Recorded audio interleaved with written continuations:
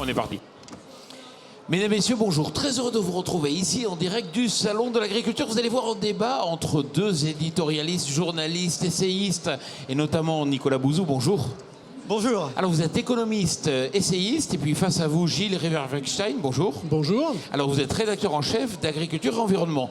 Nicolas Bouzou, vous dites attention, c'est fini tout ça, Martine à la ferme, l'image passéiste de l'agriculture, c'est bon à mettre au placard. Ah oui, ça me frappe beaucoup. C'est-à-dire qu'en France, globalement, on a un problème avec notre rapport au passé et à l'avenir. On l'a bien vu ces dernières années, où on a fait plein de commémorations, on a célébré l'Hermione, le bateau de Lafayette, etc. Tout ça était formidable.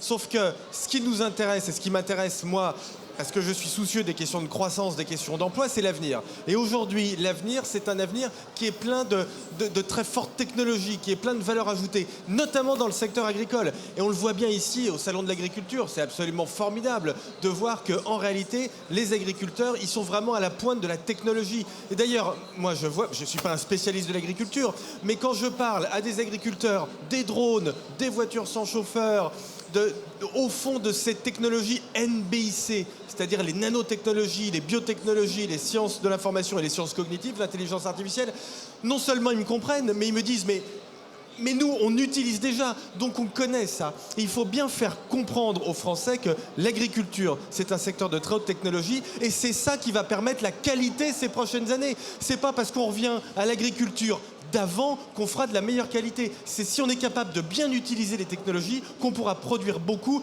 et des bonnes productions dans la tradition française. Mais alors Gilles, pourquoi on a cette image passéiste toujours Perrette et le pot au lait? Pourquoi? C'est quoi? C'est des industries agroalimentaires qui ouvrent pas suffisamment les portes de leurs usines?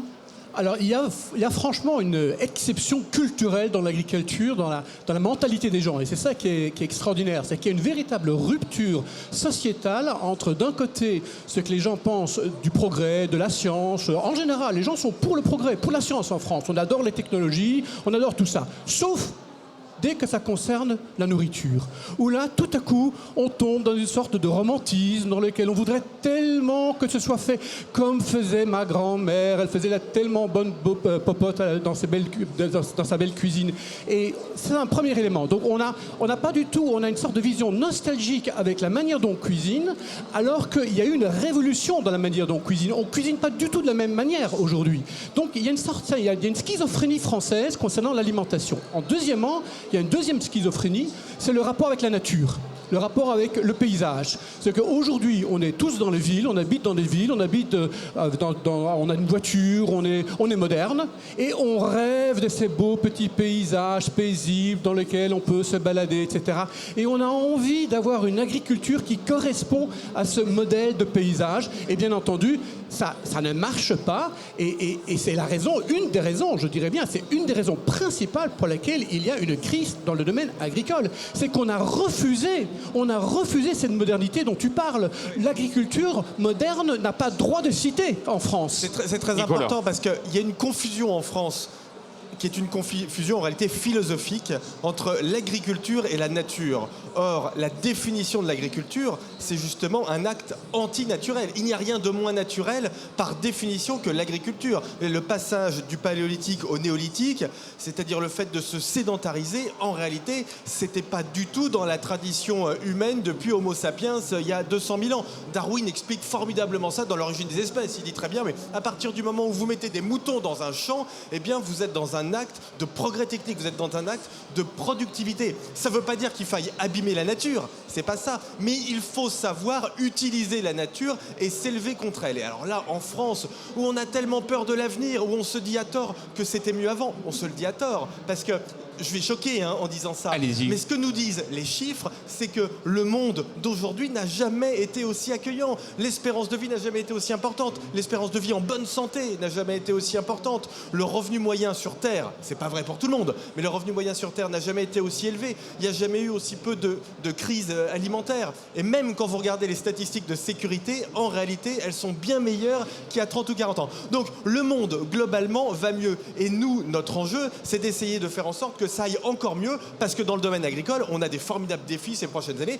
Nourrir la population mondiale, qui va continuer d'augmenter, et surtout la nourrir bien avec des aliments de qualité, en évitant les crises sanitaires. Mais Nicolas, la faute à qui? Qui entretient ce À nous. malentendu, les journalistes? La faute à nous tous. C'est-à-dire que les journalistes, les politiques, les intellectuels, nous avons été incapables de faire aimer cette modernité. Et d'ailleurs, vous voyez bien que le débat public en France, il penche... Enfin, ça a été quoi nos grands débats ces dernières semaines? La déchéance de nationalité, l'immigration, l'Europe. C'est-à-dire, qu'est-ce que c'était mieux avant? Qu'est-ce que c'était mieux avant les immigrés? Qu'est-ce que c'était mieux avant la mondialisation? Qu'est-ce que c'était mieux avant l'Europe? Et ben moi, je pense que c'est mieux après. Et je pense que si on sait utiliser tout ça, ce sera encore mieux après-demain. Mais il faut construire un discours. Et donc, la faute à nous qui avons été incapables de construire un discours, notamment sur les questions agricoles, tourné vers l'avenir. C'est pour ça que moi je m'intéresse à l'agriculture. Contrairement à toi, je ne suis pas un spécialiste de l'agriculture. Mais je vois bien que c'est un secteur formidable pour réconcilier les gens avec l'avenir.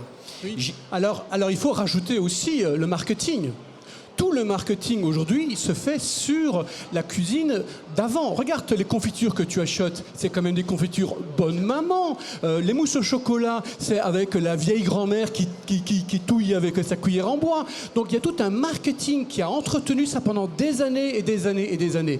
Il y a une raison pour cela. Parce que, comme tu dis, nous sommes dans un monde qui évolue, un monde qui bouge, un monde qui n'a jamais peut-être bougé autant. Et dans cette situation-là, on a besoin de repères. Or, tous les repères sont en train de sauter, et donc il y en a deux qu'on essaie de garder coûte que coûte. Le premier, c'est le lien au terroir, à la terre. Malheureusement, ça dégénère très rapidement dans la terre qui ne ment pas, si tu vois ce que je veux dire. Hein, et on entend des journalistes qui se disent progressistes et qui sont dans ce discours. On en connaît. Hein. Et donc, c'est le premier élément. Et deuxième élément, c'est l'attachement à la nourriture. La nourriture, par définition, c'est quelque chose où on n'a pas envie que ça bouge. On a envie de manger comme avant. Et donc, quelque part, c'est un domaine dans lequel l'innovation a plus de difficultés à percer. En réalité, il y a une révolution dans l'alimentation parce que ce qu'on ne veut pas, ce qu'on cache, ce qu'on ne dit pas, c'est qu'aujourd'hui, on est dans le prêt-à-manger. Nous mangeons du prêt-à-manger comme il y a le prêt-à-porter. C'est fini les grandes périodes où on faisait la cuisine, la grande cuisine. Tout ce qu'on fait, y compris les tartes à la crème, sont faites avec des pâtes qui sont achetées, qui sont déjà préparées. On est dans le prêt-à-manger. Donc il y a eu de grandes innovations dans l'alimentation et ça, les gens ont des difficultés à l'admettre. Et d'ailleurs, Nicolas, vous dites le bio aujourd'hui, c'est du marketing? Non, je dis pas ça. Non, je dis pas ça parce que je pense justement que le bio, c'est une part très importante du marché, que c'est formidable. D'ailleurs, quand vous visitez des exploitations bio, elles sont justement pleines de technologie. En réalité, elles sont très qualitatives. Et moi, j'oppose pas le bio à l'agriculture intensive. Moi, je suis pour la biodiversité dans tous les domaines. Et je suis pour la biodiversité aussi dans le domaine économique.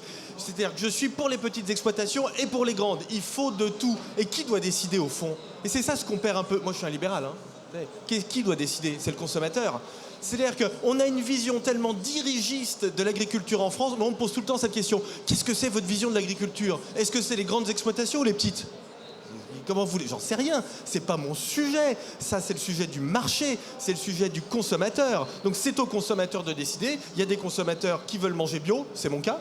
Il y en a qui veulent pas manger bio. Très bien, c'est formidable aussi. Par contre, ce dont on a besoin, et ça j'y tiens beaucoup, c'est de transparence et de traçabilité. Parce que vous ne pouvez pas redonner le pouvoir au consommateur si dans le même temps, vous n'avez pas une vraie transparence et une vraie traçabilité sur les produits. Mais je vais dire un mot qui fâche, mais on est entre amis, on a envie de se dire les choses. Non, mais ce qui manque à l'agriculture aujourd'hui, en réalité, c'est un choc libéral. C'est-à-dire qu'il faut moins de réglementation, moins de bureaucratie, et ça, c'est pas l'Europe, parce qu'il faut arrêter de nous dire, ça c'est la transposition, c'est la façon française de transposer les directives européennes qui conduit à de la bureaucratie, donc il faut moins de bureaucratie, il faut moins de charges sur les agriculteurs, c'est pour ça que je soutiens les dispositions récentes prises par le gouvernement, et puis il faut qu'on retravaille un peu notre interprétation du principe de précaution, qui aujourd'hui est plutôt un principe qui vise à empêcher l'innovation. Alors, sur le marché et sur le consommateur, je pense qu'il faut faire très attention parce qu'il y a deux types de consommateurs, ou plutôt le même consommateur est schizophrène. Excusez-moi, on est tous un peu schizophrènes. On est consommateur et citoyen. Quand on fait un sondage, les gens vous expliquent ce qu'ils veulent acheter et là, on est dans le bon, dans le beau, dans le bio, dans tout ce que vous voulez. Et dans l'acte d'achat, c'est exactement le contraire qui se passe. Et donc, il faut vraiment faire très attention, être à l'écoute du marché. Oui, tout à fait, tu as raison, mais à l'écoute du vrai marché, c'est-à-dire celui qui achète, pas celui qu'on a dans les sondages. Et là, on ne veut pas trop se le dire parce que ce que les gens achètent n'a rien à voir avec ce que les gens disent qu'ils voudraient acheter. Avec vous, le temps passe trop vite. Les 10 minutes sont finies. Je vous remercie. Merci. Gilles Riverbeckstein, Merci. Nicolas Bouzou, merci beaucoup. Merci à vous.